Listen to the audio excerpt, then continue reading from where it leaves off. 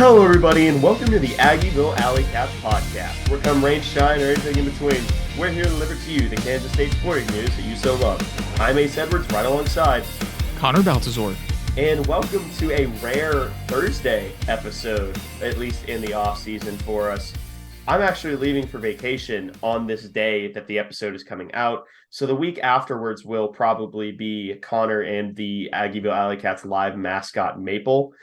Maple will almost certainly be leaking more realignment news like she did the first time.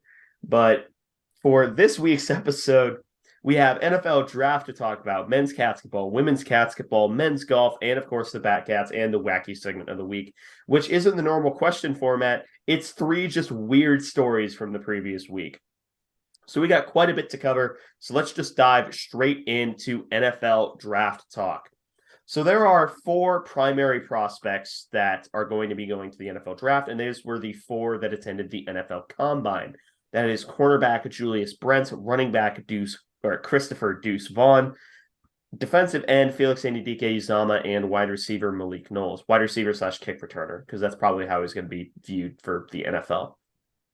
In terms of actually working out, Julius was the one that really turned a lot of heads with his workouts, and at the senior day, he actually set an NFL Combine record for the longest wingspan, and he measured in officially, I think, either 6'3" or 6'3.5", with a ridiculous wingspan. Ran the 40, ran like a 4.53, but he didn't look particularly comfortable. I think he ended up with the RAS score, which is relative athletic score, of 9.5. Maximum is 10. So I actually have the image saved somewhere of his RAS. He got a 9.82. Yeah. So which that's is ridiculous. That's among the best that you can get for RAS. Yeah. Plus he worked out with drills, so it really was a massive day for Julius. You can even see now, ever since the end of the season, you could even see from the end of the season, now it's ridiculous. He went from being maybe quarterback 20 on some draft boards to now he's CB 3 or 4. I don't think anyone's beating Christian Gonzalez, or maybe it's not Christian Gonzalez. It's the quarterback from Oregon, and Devon Witherspoon from Illinois. Devon Witherspoon's ridiculous, so I don't see him beating him out. But that was really good for improving his draft stock. We'll kind of go over what this meant for all of these guys at the end. Deuce didn't run any drills. I think he's saving the 40 for the pro day. I think that's the one everyone really wanted to see. But he did go viral a few times with a backflip, a catch on a wheel route, and then ridiculously fast feet. Felix and Malik notably did not test. Felix, I understand, because I think Felix is still nursing an injury. Malik, I think, hurt. I think that hurt him a lot more than people are going to say. I'm not going to say that automatically makes him an undrafted guy, but the fact that he didn't even run drills, I think is it raises an eyebrow. And I know that a lot of people are like, oh, they just do it at the pro day. Well, you can only send so many scouts to a pro day, and they aren't forced to look at you. They can just choose to not go to the pro day. Every scout is at the combine. So I really think Malik probably hurt himself by not running, unless he was also hurt. But yeah, Connor, what do you think of, or what do you take from those who worked out, those who didn't? Do you think there was any, other than Julius, do you think anyone helped or hurt their draft stock here, or what do you think? Yeah, obviously Julius significantly helped his draft stock. I mean, we know that much. We don't really need to linger on that. He was by far the biggest riser. Felix probably nursing an injury, just gonna save it for pro day. Not a lot to draw from him, other than I think that there was maybe an offensive tackle that he was the hardest guy to block that he faced. There was multiple offensive tackles from the Big 12. Yeah. A lot of people talked about how he was very difficult to block, especially with Tyree Wilson at Texas Tech really soaring up draft boards. It's notable that a lot of offensive tackles are still saying that Felix was the most difficult to block. I think some of that is maybe stylistic difference, because Tyree Wilson, despite being a freak athlete, is more of a run defender. He's a pass rusher built into a run defender, or he's a run defender built in a pass rusher's body. And athleticism. Felix is definitely do it all, but we didn't draw a ton from the combine. So I think by default it has to be Deuce. For who helped their stock the most, he was measured as the shortest player in combine history, which I think everybody kind of figured that was going to happen or at least be close. So I don't think that helps or hurts him at all. Contrary to what maybe some may think. I'm not sure what people think on that, but his footwork was fantastic. He had the backflip, and now didn't run a 40 or anything like that, but I kind of get why. Because his 40 time is probably not going to be elite. I'd imagine he's going to be hitting somewhere in the 4.5 range, maybe lower. I think he's faster than Alex, but not by much. Yeah, I think you're probably right. I think 4.5 flat should be the aim for him. But it's hard to tell how fast he is. Julius's 40 time was the only thing that didn't impress, but it is about where you and I thought it would be. Yeah. A lot of people, I think, got a little bit overzealous saying that he was going to run sub 4.4. I think people were kind of talking themselves into that one. We were kind of on the aim for about a 4.5 and you're good wave. And it honestly barely matters because he just tested out of the water in every other category. Yeah. So if you're one slightly below average area is 40 time and everything else is elite, it doesn't really matter. Yeah, especially when your wingspan is so ridiculous. Like if you're going to lose on 1/10 of a second, it also helps the fact that you are A, 6'3", and B, your arms can literally make up that distance. Yeah. So I doubt that's going to hurt Julius very much. But I think Deuce is the objective best answer for increased his stock the most. What I was hoping that we'd see a little bit more testing from the K-State guys. But regardless, it was good to have 4 guys there. That's the most we've had there in a while. So that's pretty cool. Yeah.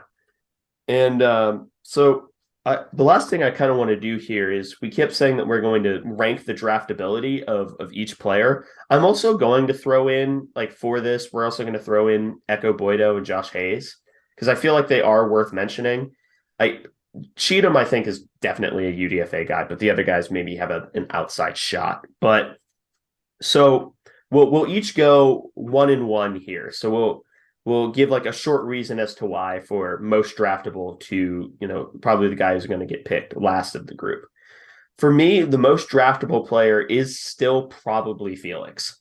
And that's not, I feel like now you can make a pretty convincing argument that Julius should be right there with him to where I'm not going to say you're wrong if you think Julius is ahead of Felix, especially because, I'm not saying we have sources, but we may have heard that there are a lot of NFL teams who think that Felix is very raw as a prospect, specifically when it comes to his hand usage. So really it kind of is. I think Felix is probably still the most draftable player because I think the edge player is a more premium position than outside corner. Plus, I think that Felix might test out of the water at his pro day. And I think that the pro day is going to be the ultimate decider for Felix being the most draftable player. And I could see him sneaking back round 1 or early at the latest mid round 2. I think Julius is more, I think he's going to have more variance in his potential area to get drafted, but I am going to say that he's the most draftable for now, just because of how out of the water that he tested. He was off the charts in pretty much every area. I mean, longest wingspan in combine history for a defensive back. And he was fantastic in basically every single area that he was tested in, with the exception of the 40-yard. But we already explained why that doesn't really hurt him that much.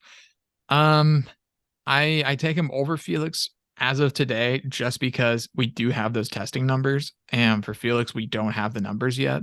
So I think that puts him over Felix, but Julius could remain in front of him after Felix's pro day, or Felix can move back in front.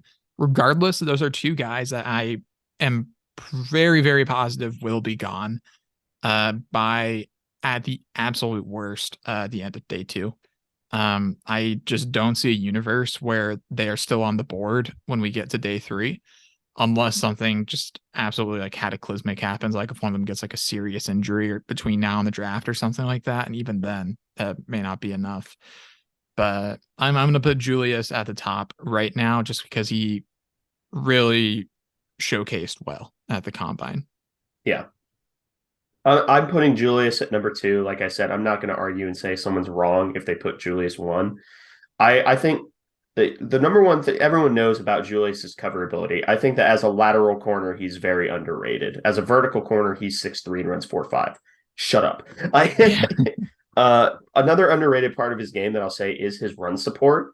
I went back and actually watched, yeah, I'm going to say it. I watched all 22 of Alabama because I found college all 22. It's worth it. Um, he was taking on guards, man. He was taking on pulling guards and not dying. So I think he's going to be a great run support corner. So you had Felix too? Yeah. Okay. Same reason as I did. Pretty much, yeah. Okay. I think we're pretty much in agreement on most of our analysis for Julius and Felix, except just who we're giving the edge to. Mm-hmm. They're both probably, I think probably they're both of their median draft positions are going to be pretty similar sometime in the early to mid second round with first round potential. So for me, number 3 is Deuce. And this one is something I don't understand, where people are saying that Deuce projects as like a 6th or 7th round guy. I think that's ridiculous because I think worse running backs who are granted not the exact size because he's the shortest in combine history, but of at least comparable size went in the middle of the 4th round. And Deuce Vaughn is better than both of them. Nyheim Hines has carved out a role as a good receiving back. Tariq Cohen, before he got hurt and several other life events happened, he was a consistent receiving back and good scat back option in Chicago. Both of them were first, 4th round picks. I could see a universe where Deuce creeps his way up in the late 3rd rounds. Is that where I think he goes? No. I do think that he either matches or is slightly after, like Nyheim Hines or Tariq Cohen, which I think were both picked in like 100 to 107, somewhere in there. That sounds right. But I see Deuce as like a 4th round steal for a lot of teams because I think a lot of teams are going to get scared off by his size. And, it's not fair to him. Like, he can't change that. But I do see a team in the 4th round saying, like, wait a minute, how the hell is Deuce Vaughn still available? And then they sprint up the pick to the podium. yeah, I'm with you there. I think Deuce is probably a 4th round guy for me. I'd like to see him creep up into 3rd round because I think that's probably where he deserves to get picked talent wise. But I'm skeptical that happens. So for now, I'll kind of log my prediction as early to mid 4th rounder. I think there's something about the divide between the 3rd and the 4th round that makes Deuce more appealing to be a day 3 rather than a day 2 guy for a lot of teams because it just feels less risky, even though there's not actually a ton of difference between the 3rd and the 4th round. Yeah. So I think maybe some of that's just gonna be the mentality of NFL teams, but I do think you're right that he is a better prospect on paper than guys like Tariq Cohen. And Nyheim Hines, although Nyheim Hines is super, super fast, but Deuce is better basically everything else. I think that he should go higher than he will be drafted.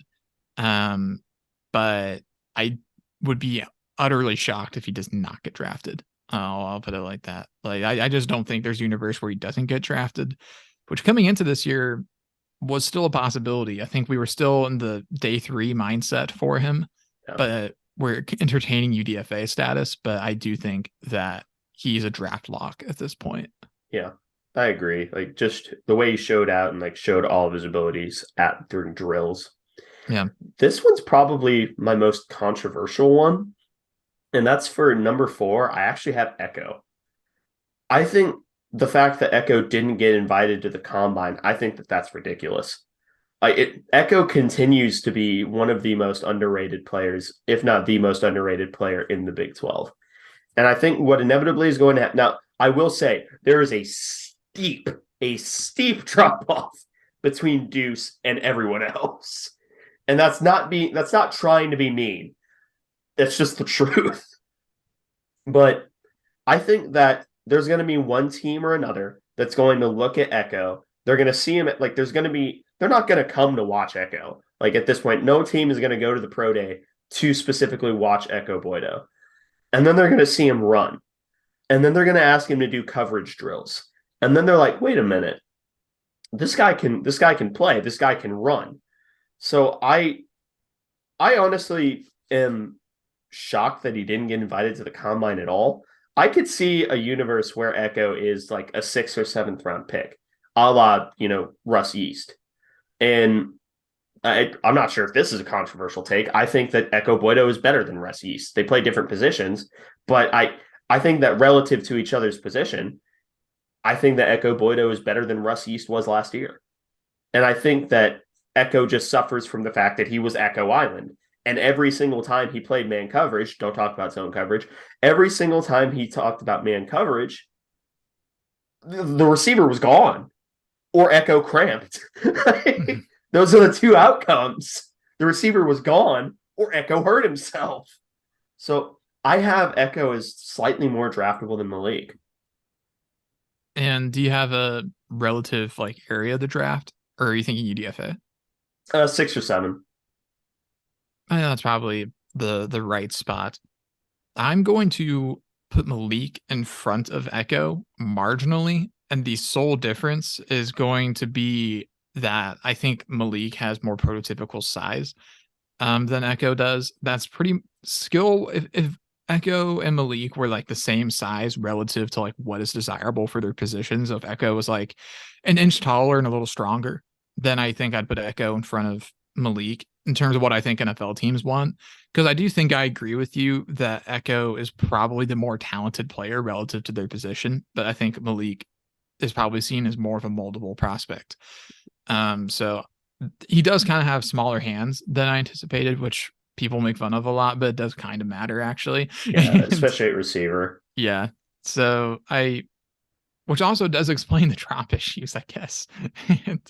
And I'm putting Malik ahead just because he does bring really good size to the table. If he can learn how to use his body as a receiver to block guys out a little bit more effectively, I could see him being that guy that like bounces around the league. And it's just a guy that anytime he makes a catch, you're like, oh, Malik Knowles, he's all right. Yeah. Like I think that's his future. I'm describing DeMarcus Robinson right now, but I think that's Malik Knowles' path to success in the NFL is finding his way onto a good offense that utilizes a lot of receivers, and just trying to carve out a small role as like a big body receiver that moves in space better than you'd think. Yeah. I do have Malik next. And to me, the reason why Malik is still like, I see Malik as a 7th round guy. And the main reason I see him as a 7th round guy is a lot of his. Let me clarify the next statement I'm going to make. He is not this player. He will never be this player because there is only like one of this player. And I'm talking about the Deebo Samuel role. I unironically, if Malik Knowles gets drafted by the 49ers, he suddenly becomes like a 4th round pick to me, like specifically in that offense where they're just going to prioritize crossing routes and then turning the receivers into running backs. That I think is Malik Knowles' skill set. I'm not saying that Malik can't be a traditional receiver because I think that he still has time to develop that.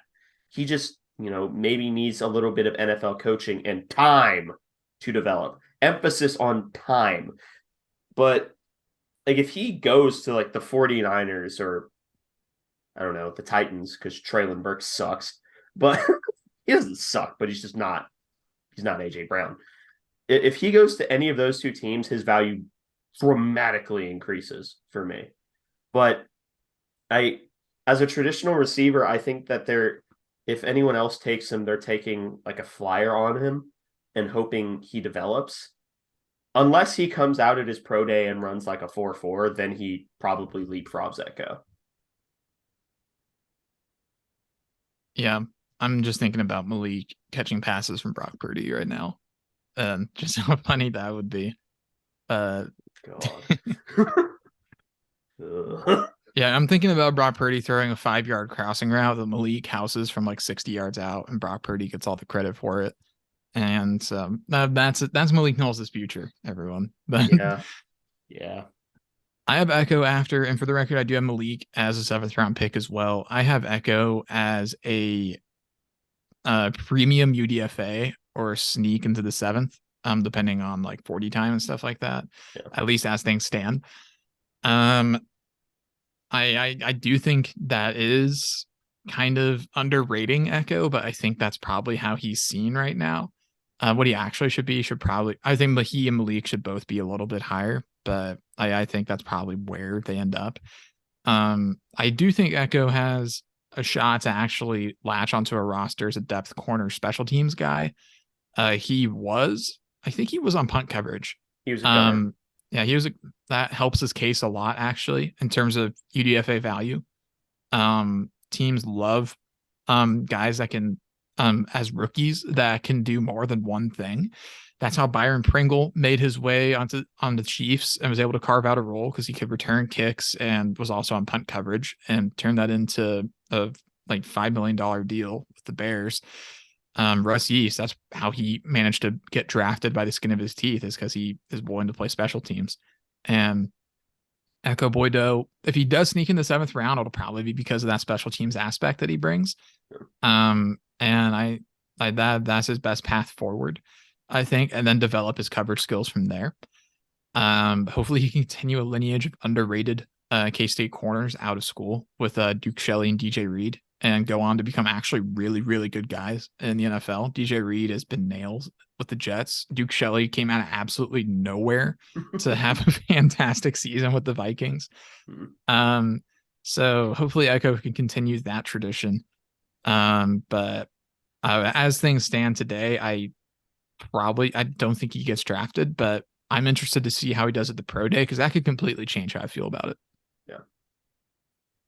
And lastly, for both of us, I think is Josh Hayes. I think Josh Hayes turns into a special teams team, and I think that's about where he is. I think he would be a fantastic gunner. I think that's his future. Mainly in the run defense, like from this year, watching him fly up from the defensive backfield to make tackles for loss by shoestrings. To me, that just screams that he's going to be really good in punt and kick coverage at zooming through and evading blockers and being able to stop guys. And there's a lot of value for that in the NFL. So Josh Hayes could carve out a nice role on special teams as a UDFA. Yeah. So that is our ranking of the K-State draftability, I suppose. We actually may be going to the draft depending on life, I suppose is the best way to say it. I really, really hope that we can go, because this is the best opportunity to make it, I think, for probably ever. So I don't imagine we'll be back here anytime soon. But no, probably not. But yeah, hopefully we make it there. But that's the NFL draft portion of it. Now we can talk about men's basketball. We're going to talk about awards first, and I'll take the first one, then you can take the next two. Obviously provide commentary as we go. The first awards go to Keontae Johnson, good old KJ. He wins Big 12 Newcomer of the Year, duh, and then first team All Big 12. I'm not going to say as much a duh for that one, but yeah, duh. Like that was an easy one to figure out, especially newcomer. Like, who else competes? I can't even think of other names to consider. Maybe Grady Dick, and I think that's just a name that's on the ballot. But I mean, KJ was the unanimous newcomer of the year, I think. Yeah. So if he wasn't, should have been. Yeah. And that was 100% deserved. I'm just trying to think of other names that you even put on the list. Keontae George at Baylor. He was pretty solid. Yeah. Those were 2 5-star freshmen that were good. Grant Sherfield at OU probably has a case if OU isn't the worst team in the conference, but that's about it. And that's being generous too. Fardaws Aimaq at Tech, if he hadn't been hurt for 75% of the year, maybe has an argument. Yeah, that one's obvious. And I don't feel like we have to spend much time on that. We can talk about that holistically, but you have the next two. Yeah. Marquise Noel, he gets first team all Big 12 as well, and also the all defensive team. Happy that he got all Big 12 first team. He and KJ, I think, by the end of the season were pretty much shoo-ins for that role. All defense for Keese. I think it's probably mainly because of his ability to steal the ball. Mm-hmm. His on-ball defense was pretty good. Sometimes he would kind of fall asleep when he was playing off-ball, though, and he definitely gave up a few wide open threes throughout the season that were very noticeable. Man just got bored. Yeah, I honestly think that's it. I think he just kind of spaced out and forgot his assignment. Got pulled inside a little too far, and guy gets a wide open three on the wing, and he realizes I don't have time to get out there, so he just kind of watches it happen. So it becomes even more obvious. Yeah. But regardless, he still was really great defensively. Was stealing the ball. And yeah, he absolutely deserved first team all Big 12, as did KJ. Jalen Wilson does get player of the year. I think Keontae Johnson had votes, but I don't think, but he obviously didn't get it. The Jalen Wilson getting it does not upset me really. No. Keese, I think, would have been a good choice. KJ also, but I mean, Jalen Wilson, He's I the think best player on the best team. yeah, and I think he averaged the most points over the course of the season. He didn't average the most points in Big 12 play, but he, at the end of the day, was a really good player. And yeah, he's a KU player, so it's a little bit annoying, but also who cares? You know, we got plenty of respect, I think, in the postseason awards. So I'm not gonna get a bellyache over it. So, and then Tang is our coach of the year in the Big 12. There's probably a little bit of trepidation about who wins this one between him, Bill Self, and Rodney Terry of Texas. TJ Otzelberger was in there at one point. Jamie Dixon was in there at one point. Scott Drew was in there at one point. Basically the entire conference except for like Porter Moser and Mike Boynton. So the state of Oklahoma and Mark Adams. And Mark, well, that's a different story. Yeah, that's a different story, but yeah, there's plenty of other reasons for that. But almost half of the Big 12, I think, at one point or another in the season had an argument, but it was definitely down to Tang, Self, and Terry there at the end. Because Rodney Terry actually did get a National Coach of the Year award today or yesterday from a publication. So that's definitely telling, and he definitely deserved consideration. Stepping into a really, really difficult situation and keeping Texas as a good team. And Bill Self did deserve consideration as well, because KU did lose a lot of production. But I do think Tang probably objectively, I'm definitely biased, but I think he probably did the best job out of all the coaches this year based on what he had, what returned, being a first-year head coach, and whatnot. Terry definitely had a hard job as well, but I think he was kind of set up for success with Texas and having a ton of talent everywhere. But what are your thoughts, Ace, on Marquise Noel's honors and Jerome Tang's honor? I feel like both were obvious. I mean, okay. Only one of these I couldn't have told you probably would happen at the beginning of the year, and that's Tang Coach of the Year. I wanted it to be true, but I'm not sure if I would have predicted it to be true. But if I had to vote, I'm not biased at all. I definitely would have voted for Tang, because I feel like objectively, if you look at it, Bill Self, KU lost a lot of production. It's still KU getting insane recruits. You don't get a pass because you lost production and then you replace it with Grady Dick. You don't get that for me. Sure, good job. You replaced production. Congratulations. It's easy when you're a factory, but that's why Nick Saban doesn't get as much credit from me, because Nick Saban, he's not rebuilding anything. He's just Nick Saban. That's what happens when you're one of the best coaches in history. And as much as it makes me want to tase every part of my body, Bill Self is probably one of the best basketball coaches in history. Tang walked into a situation that admittedly he set on fire by himself at first by letting himself only have two players. But then from the ashes, he picks up a team that finishes third in the conference. This team was projected to be last. I didn't blame people for that. I didn't. So, like, I feel like if you're looking at, if you view the coaching award as the coach who exceeded expectations or the coach that did the best coaching job, which I feel like could be in a sense, exceeding expectation, I feel like the obvious answer is Tang, with the exception of Rodney Terry. But I honestly think that the voters were like, don't want to talk about the Texas situation because then they'd have to acknowledge it.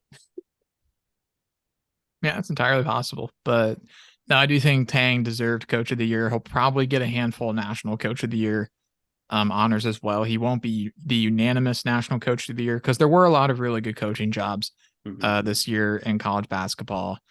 I admittedly do think he was the best, but not to a unanimous level.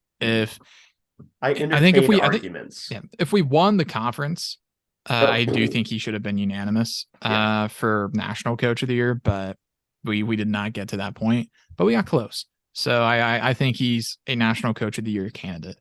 Other than that, these are about all what I expected for the other awards. Other than I was kind of 50-50 on Keith getting all defense, not because he was a bad defender, but because last year he was an elite defender, and this year he was just a really good defender, at least on ball and whatnot. So, but I'm still happy he got all defense. I don't think he was undeserving of it, especially with the amount of steals that he got. Yeah. So now we can talk about the men's basketball. We're kind of going to breeze over the games here because not only did they happen a long time ago, it's also kind of like, okay. So the first one was a loss up against West Virginia in Morgantown, 89-81. This was Huggins' revenge game. This was senior day for West Virginia. And I'm not upset about this one, but that's because full disclosure, I didn't watch the game. I was at baseball. Connor watched the game. I'll let him talk about it. He told me he was very frustrated after the game. I was feeling fine because we just beat the crap out of Stonehill. I was definitely very frustrated after this game, even if it was irrational, because this game didn't really matter that much. Because at that point, we were pretty much deciding, are we a 2 or a 3 seed in the Big 12 tournament? Both of those options keep us on the correct side of the bracket. And then playing kind of for seeding, although Joe Lenardi dropped us a lot further than I think we deserved. He dropped us from being a 2 seed all the way down to, he dropped us 3 or 4 seed spots for a road loss, but there was someone else that also had a road loss that didn't drop at all. He's very inconsistent and also kind of a hack and not good at his job, but K-State led by 10 in the first half in this game. They were kind of dominating, and then once Keontae Johnson had a windmill dunk, it just all went downhill, I think. And he actually converted it. So post-dunk nap time. Yeah, except for the rest of the game. West Virginia was on fire. They hit absolutely everything that they were going for. They got to the line a ton. They were really good at drawing fouls against us. We out-rebounded them. Our assist to turnover ratio, we had 20 turnovers, but we did have 18 assists. So there is that. We were definitely missing a lot of shots that we shouldn't be missing.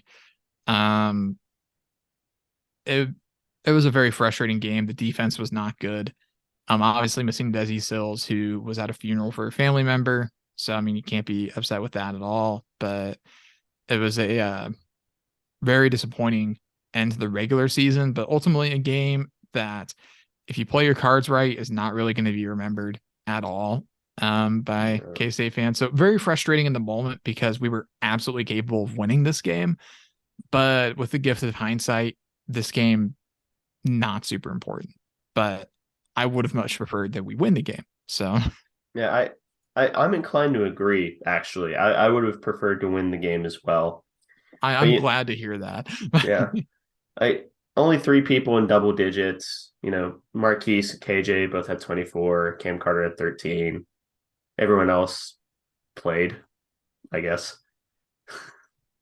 Yeah, But that's a good way to put it. Everyone else was definitely on the floor. They were definitely playing. that's all I really have to say. I mean, Yeah, there's not much else to really write home about with this game other than we cut it down pretty close in the second half and then let it really grow out to a pretty significant lead for West Virginia. It was double digits for a while, all the way up to 15 multiple times, but we ended up cutting it down right before the end of the game. yeah. Anyway, the next game is actually is going on the day this comes out. That is up against TCU in the Big 12 championship. That's the first game that we play. TCU's kind of dealing with their own problem right now. It's kind of outside the scope of this podcast, but suffice it to say, Eddie will not be playing. Eddie Lampkin will not be playing in this game. No. And the circumstances with which that are surrounding that may be affecting the entire team. I'll say it's vague at best. And he seems to be having some pretty significant discontent with the coaching staff and maybe some mental health issues as well. So obviously hoping for the best for him there, but yeah, not sure what effect that has on TCU. I guess we will see. Don't want to linger on it too much. Just like you said, it is kind of outside the scope of what we normally talk about, other than we won't be seeing Eddie Lampkin, who we saw the first time we played TCU a very small amount the second time we played. Won't be seeing him this time. Mike Miles is going to play, unlike the second time we played TCU. And then, of course, at the end of the day, we are playing TCU again. We play them every single year, it feels like, in the Big 12 tournament. Yeah, both Big 12 tournaments, because we played them for 3 years in a row in baseball. Yeah, and then in the Big 12 title this year for football. We love playing TCU in postseason of all sorts, all shapes. And last year we did not play them. We played West Virginia instead. We played them in 2021, that COVID year. That is what I'm talking about. The year prior, when we played the last game of the entire Big 12 tournament, we played them in the first round of the Big 12 tournament the year that we won the conference. And I think we probably played them a few other times as well. I'm trying to go back through schedules right now. Yeah, we played them the year prior in the Elite Eight run too. And so, yeah, we always somehow end up playing TCU. So it's a tradition unlike any other to get TCU. And so, yeah, hopefully we're able to pull out the victory against the Horned Frogs, who are a very salty team that I definitely worry about. But I do think we have a good shot. Yeah. So next up is the women's basketball team. Again, they also had awards named, and the obvious one was Gabby Gregory getting named first team All Big 12, Serena Sundell getting an honorable mention, and Jalen Glenn getting nothing. Okay, so let's work backwards here, because the Gabby Gregory first team, that's obvious. I don't feel like we have to give anything but congratulations there. I will pound the table for Jalen Glenn to have been at least All Big 12 defensive team, and at minimum an honorable mention for All Big 12 generally. Because Jalen Glenn led the conference in steals. And that's not my only argument, because even when she was not stealing the ball, she was always, and I do mean always, the consistent part of our defense. Because Gabby Gregory is a scorer. Serena Sundell can play some pretty good defense. Eliza Maupin is developing, and once she finishes developing, that will be a nightmare. But Jalen Glenn was the most consistent part of this defense. And I, the only knock against her is like what, scoring? Like, but even then, she wasn't terrible. Like, she was a fine scorer, but probably one of the best defenders in the Big 12. She got robbed. Like, and I do agree. She scoring wise was in the upper echelon of the conference. She was top 25. She was 22nd in the conference in scoring. She had 11.8 per game. And then yeah, like you said, she led the conference in steals, which is not an easy thing to do in a conference that includes Texas for now, because that is a scary good defensive team that loves to steal the ball. She finished, Jalen Glenn did, just in front of Rory Harmon of Texas. So I think Jalen Glenn, honorable mention was probably the right home for her. I think probably the only reason that she doesn't make honorable mention is just because the team wasn't that good this year. At least in terms of how they finished in the conference.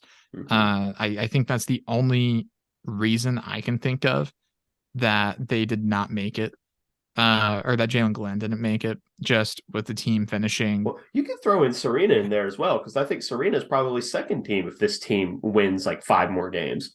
I think you're probably right. But that also does result in increased production that makes it a lot more logical choice. Serena was 4th in the conference in assists per game at 5.1. And she was really scoring very well as the season went on.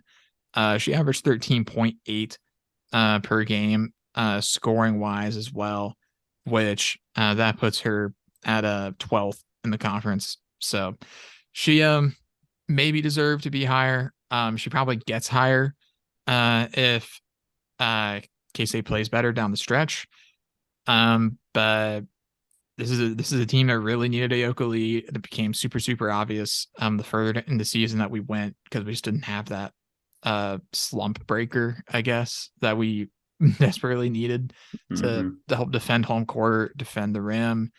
But it is what it is.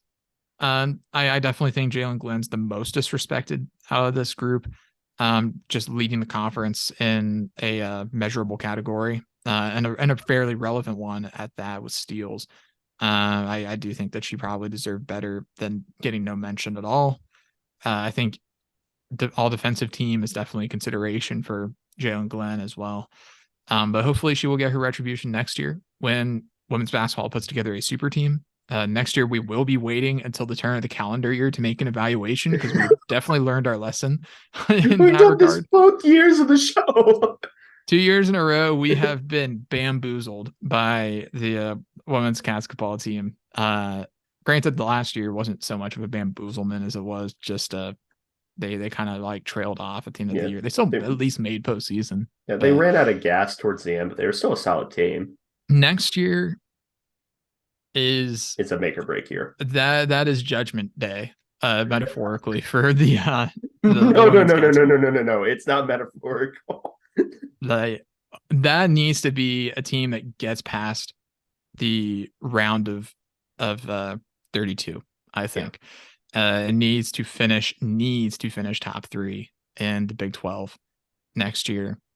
No questions asked, because there's going to be a lot of talent on that team next year, and if it doesn't happen next year, it's not happening. No, is what I'll say. Not with Mitty. No. Yeah, which really sucks to say, because I like Mitty as a dude, as a recruiter, like Mitty a lot, but at some point it needs to happen. And I'm not saying fire Mitty, but I'm saying my interest in following the team and covering it as closely as we do will go down. And so that's kind of where I'm at, because firing non-revenue head coaches is not the best allocation of money for an athletic department like K-State. So as long as he can at least consistently make postseason, I can live with it, even if I'll be frustrated. But next year, we really need to make some noise, I think. Yeah. In terms of games, we lost to Texas 52-80. You can't make us covering that game. You can't make us cover that game. We're not going to. I was at that game, and it was not fun. We're not covering it. I will say, though, the only thing I'll say, I was not at all surprised. This is exactly what I expected to happen going into the game. Yeah. and I left very disappointed that I had this game be the one game I went to, because I could have gone to the Iowa game, which would have been a lot more fun. But yeah, I'm just not shocked. That's all I'll say. Yeah.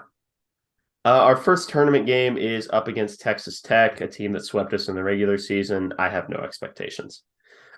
Yeah, I have no expectations either. Um, Sneaking into the 9 seed, 8-9 line, we're gonna get. I think if we win, we play Texas again.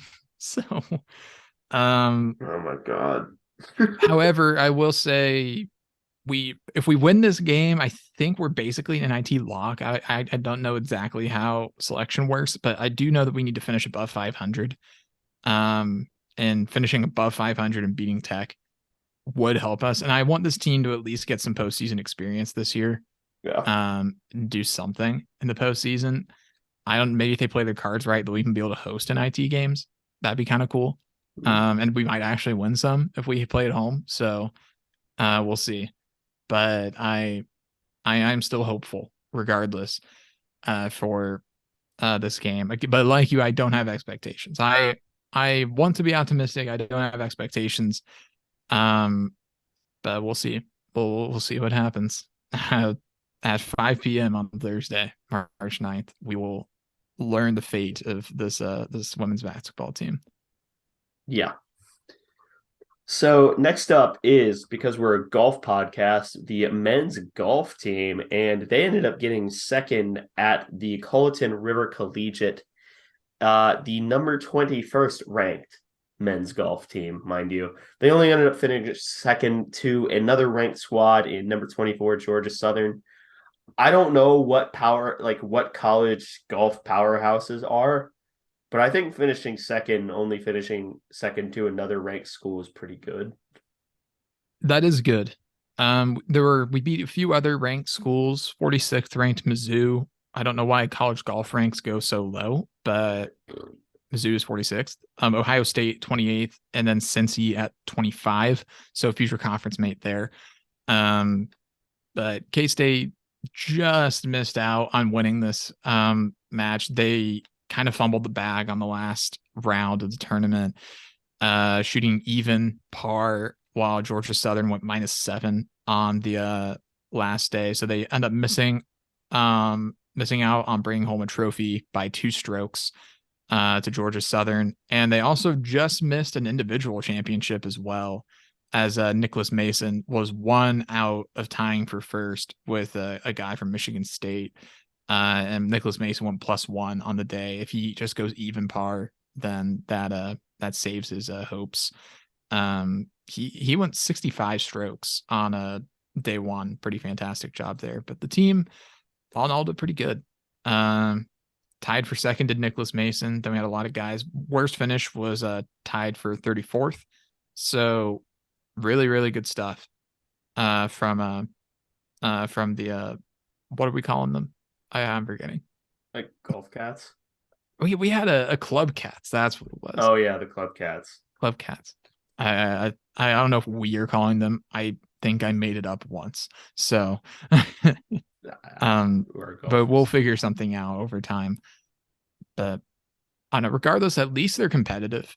There's really no way to watch golf tournaments really. No. So but No it's nice to, at the very wouldn't. least, yeah, it's nice to see a non-rev perform at a decently high level, even if it's one that isn't really followed super closely by pretty much anybody in the entire fan base. So I appreciate that they are going all out and that Grant Robinson put together a really good squad.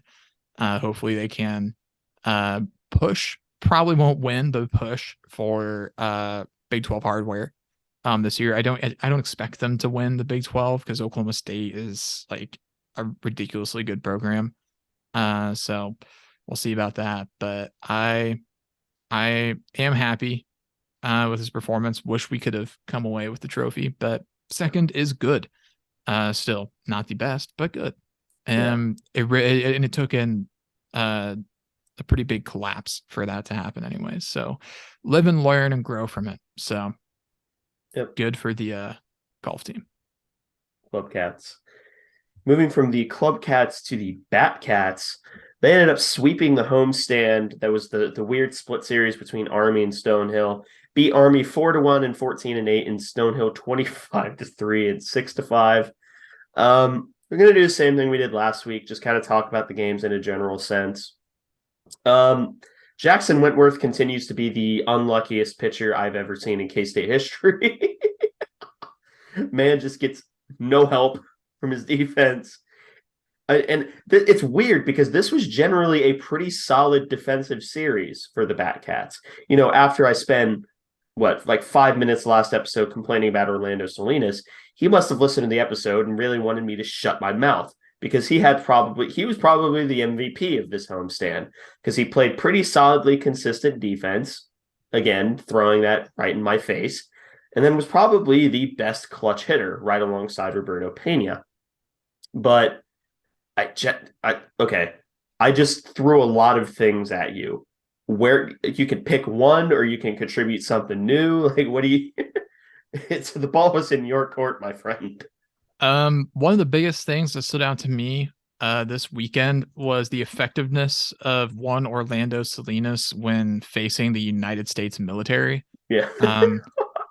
Against Army, he ended up going, I think, 4 for 7, with 7 RBI and then 3 home runs against them, and then also only struck out once and then drew a walk as well, and also a hit by pitch, and scored 5 runs.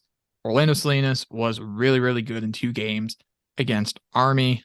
And yeah, I kind of threw it in our face about how we definitely were not pleased with his defensive performance. I hope he heard it. And if that's the secret to Orlando Salinas hitting 2 home runs in a weekend, then we will continue to say slander this man. We will be saying mean things about Orlando Salinas forever if that's what it takes for him to hit 2 home runs every weekend. Another thing I want to say is that Owen Borema had a different type of a good performance, but not in any sort of bad way. He only gave up 3 hits, but he gave up 6 free bases, 2 hit by pitches, 4 walks, but he had 7 strikeouts and only gave up 1 earned run in 6 innings. So gets I believe that's a quality start, actually. Yes, 6 innings less than 3 is quality start.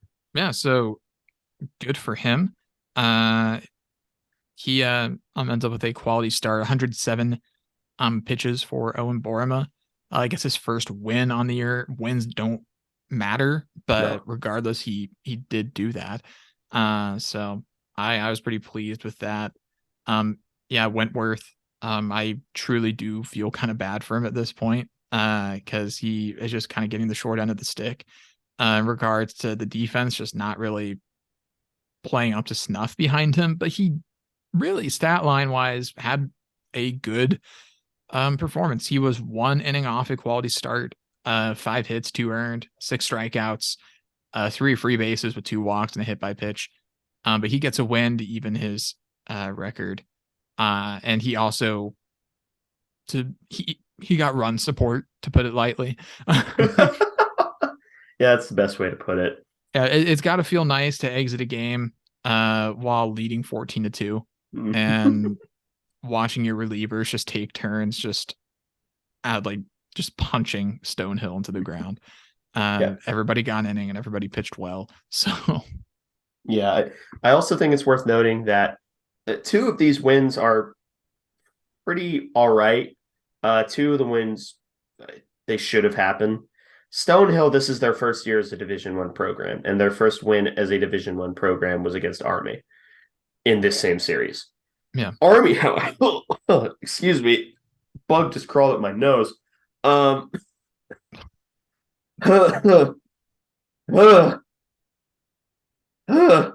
Army was a regional team last year, so take that for what you will. So I think Army has the potential to be pretty good. I think that they probably, I'm not going to say they're going to be an NCAA tournament team again, but it is worth noting that that is probably the first impressive victory on the year. And it, like, this series moves us to 8-5. You know, walking off Stonehill, it shouldn't have gotten to that point, but even if it did, congratulations to Tyson Neighbors for committing murder. Tyson Neighbors has been unbelievable this year. He granted had one opposite of shining moment against Iowa. He I think he gave up the eventual game-winning home run in the ninth inning and was credited with a loss for that, which was deserved. But when Dalton Beck really struggled, he left that second game against Stonehill after 1 2/3 and gave up 4 runs, all earned. Mason Buss came in, pitched 4 innings, gave up 1 unearned run and had 3 strikeouts. And Tyson Neighbors comes in for the last 3 1/3, and he did not allow a base runner. He got 7 strikeouts and 3 1/3. 2 flyouts, 1 ground out. Shout out to Brendan Jones for making a fantastic catch in the outfield. Yeah. At one point, a diving catch. But 7 strikeouts. My sources are reporting that's good. Yeah, and 7 strikeouts, 11 batters faced. Yeah, 10 batters faced. Yeah, 7 strikeouts. That's according to my quick calculations, that's strikeouts on 70% of the batters that he faced. And then 2 flyouts and a ground out. So 3 1/3 and 35 pitches. Really, really good stuff for Neighbors. He's got a lot of tools in his chest as well. His fastball is touching 96. And he's got a really nice slider. He's got a curveball that he uses as well occasionally that he'll kind of bring out. It looks like second time through his order. Yeah. Or at least like late after he's faced several batters. When they start to adjust, he'll bring out that curveball, something new. But Neighbors deserves a ton of credit for that last Stonehill game and controlling the bats of Stonehill while K-State tried to get their bats going, which they did do in the final 3 innings of the game, because that's when they scored all of their runs. So, yeah, I'm not gonna lie to you, it was painful the first 7 innings. Yes, it was. I was in extreme physical pain sitting here and watching us come very close to losing to a team that we should not ever, ever, ever lose to. I know that there's a lot of detractors of this Batcats team. Sometimes I am among them. And I regardless of what people say about this team, you should never, ever, ever, ever, ever lose to Stonehill. Or any team in a similar area or realm of Division I college baseball. But we pulled it out. Ended up winning on a walk-off single on a full count by Cole Johnson, scoring Kyan Lotus after I think they walked the bases loaded. Yeah, they walked the bases loaded. Which I appreciated that. And he made it very much easier for us at that point. But I don't know. I'm trying to think about a few other shout outs to give from the series. Roberto Pena went 4 for 4 in our drubbing of Stonehill. Mm-hmm. Couch usually hit a few big home runs. Yeah, he did. Yeah. Nick Goodwin played well. Lawson Knight, he's I think a JUCO transfer. He got his first career hit, and it was a 2 RBI double. In our 22-run win over Stonehill. So, congrats to him. I think almost everybody that took everybody reached base. Everyone that stepped up to the plate against Stonehill when we played them made it to a base somehow. Orlando Salinas came the closest to missing in that game. This was his one really bad game. Mm-hmm. He went 0 for 5, but he did walk. So there is that at least. But yeah, definitely still need to get the strikeouts down. On the offensive side, we are generally hitting double-digit strikeouts every single game. And although we did not both times against Stonehill, that That's barely Stonehill. counts. Yeah, that does barely count. And we couldn't hit the slow ball pitcher. Man was literally topping out at 82 miles per hour, and we could not score a run off of him. No, he was shredding our lineup. The second he left the game, the bats started to come alive. So we're lucky that that guy did not have the stamina to go complete game, or else we would have gotten shut out by Stonehill and had to shutter the program. Mm-hmm. But now that I'm trying to think about anything else to say. Ace, do you have anything else you want to add about this stand of games from K-State? Not really. I just want to mention the next few games. It's up against Youngstown State this weekend. You may be asking who. That's a good question. The next game is up against Crichton in Omaha. So once again, we're going to Omaha. He is getting this team to Omaha, and he said he would. So he is living up to his promise. Omaha twice in a season. Not many teams can say that other than Omaha-based teams. Yeah, our opening Big 12 series is next Friday up against Baylor. At Baylor. So Baylor's the worst team in the conference. I'll just leave that there. But yeah, I will be highly concerned if we cannot at least get one victory against Baylor. If we get swept by Baylor, I will be a very sad person. But Big 12 is kind of in an interesting spot right now. We have the third most wins in the Big 12. Yeah, no, we do have third best. Yeah. I have no idea what's happening right now with the Big 12. Baylor's 5-8, Texas 5-7 right now. TCU's just 7-5, although they're going to be a good team. KU is 6-4. Where us and OU are both 8-5. Then West Virginia 7-4, which is more than usual for them. But yeah, K-State currently fourth in the conference, tied for fourth, I should say, with Oklahoma. So I don't think that will last. No, that's not lasting. But regardless, love to see it anyways. And I will cherish this moment on this podcast where we could say the Batcats were in the top half of the Big 12, and we were at least close to having double-digit wins. So, but yeah, hopefully you're going to be able to dispatch Baylor and take that series on the road. That would be massive for gaining momentum. Yeah. And then we get OU at home the following weekend. That could be big as well, especially because it's at home, and that means that we actually could win. So, and we need to get revenge for them dropping like 25 runs on us last year. Yeah, that is pretty much all the news. Now we get to go into the wacky segments of the week. None of them are questions. All of them are simply stories from the previous week that we found very amusing. Firstly, the Big 12 tournament song.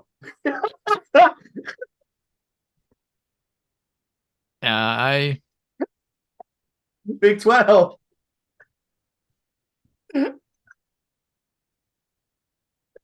I have no thoughts and simultaneously many thoughts about the Big 12 tournament song. The problem with younger, what is it? Younger something hipper? Younger, hipper, cooler, I think. Yeah, younger, hipper, cooler. The problem with that is that if you're a brand, it is exceedingly hard to do that when you are going, how do you do fellow kids? I will say, it is not the worst brand song I've ever heard. However, there are some bad ones. It is nevertheless very funny, and reading the replies was also very funny. Yeah. Younger, hipper, cooler, I think is a good thing to try and do. I appreciate the Big 12 and Brett Yormark's commitment to it. However, sometimes it is kind of coming off like a person in their early 40s and what their idea of what the youngins enjoy. And I will say the idea isn't a bad one, but the execution was pretty bad. So you can't just yeah, and I get that you're really limited lyrically when your subject matter is Big the 12 the Big 12 basketball. conference basketball tournament, and it has to be entirely focused on that. Um, Regardless, maybe that is a signal to not do that. So Big 12. No, not off. the message isn't wrong. There are no nights off. Maybe we didn't need to make a rap about it. Like, I all I will say is that I appreciate the Big 12 for trying, but this was not it. Let's move on. Yeah. The next wacky segment of the week is K-State Twitter obsessing over Will Howard's legs. I, I, Yeah, that was a weird timeline to be in, but I think it all started when people were obsessing over the fact that he squatted like 405, yeah. which like, yeah, I mean that is pretty impressive. I but I do think that the people just constantly like in that picture with Skylar, it's all of the quarterbacks lined up. Skylar's the only one in like normal pants. Like all the other guys look like, they all look like Division 1 athletes. And then I don't even know who started it. They're all just like, yo, bro, look at Will Howard's legs.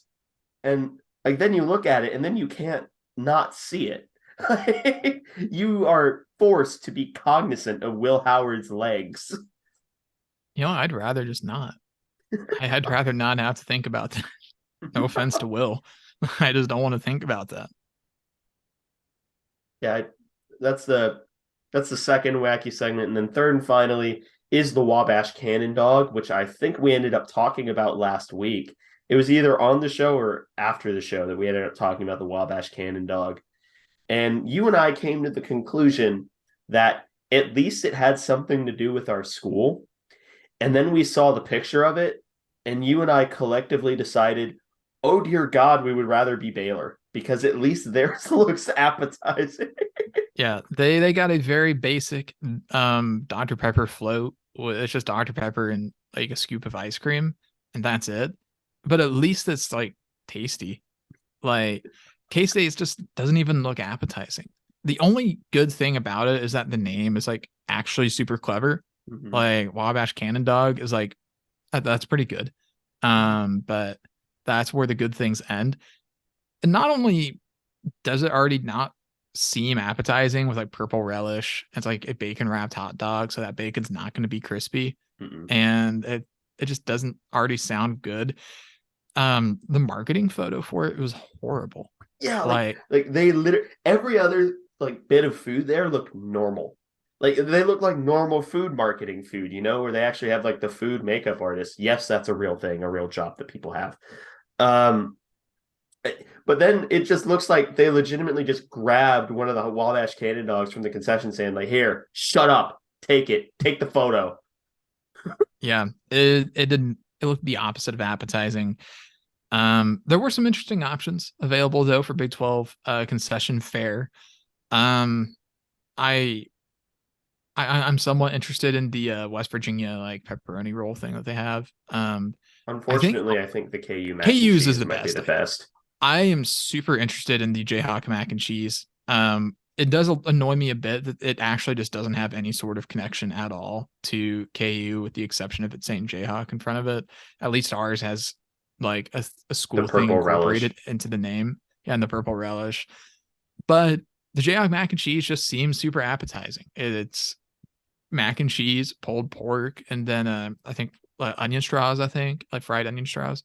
Like that just sounds really really good. Like I would eat that any day of the week, and I'm very very disappointed that K-State didn't get that. Everything else looked at least like all right. I think that the cannon dog is actually the only thing that I would not eat that was on the list. I'm skeptical of I think it's the TCU nachos with like purple sour cream. Yeah. Because I already don't like sour cream really. And making it purple does not make me want to eat it more. Yeah, so I don't want to eat Grimace's boogers. Thank you. Yeah, okay. I do. This was a much better marketing outing for the Big 12, the concession fare. Like I think like all the school themed stuff, I think is a much more successful attempt at marketing from the Big 12. But regardless, the Wabash Cannon Dog is a bad miss, and I will not be touching that if I do end up at the Big 12 tournament, but we'll see. Yeah. You have any final thoughts? I wish the Cannon Dog didn't exist. I agree. Thank you all for listening to this episode of the Aggieville Alleycats podcast. If you want to contact or follow the show, you can follow us on Twitter or Instagram at Aggieville Alleycats. That's capital A, and capital C in cats. If you want to email us, we're AggieVilleAlleycats@gmail.com. If you want to follow us on a more personal note, I am at ACEdward00. I am at Connor Baltazar, capital C, capital B. And if you want to support the show financially, please be sure to check out the official Aggieville Alleycats merch store, where you can find such designs as the staff-approved Doomtang Clan, Play Sandstorm Cowards, and Neon Alleycats. But most importantly, thank you all for listening to this episode of the Aggieville Alleycats podcast, where come rain, shine, or anything in between, we're here to deliver to you the Kansas State sporting news that you so love. Stay safe, Alleycats.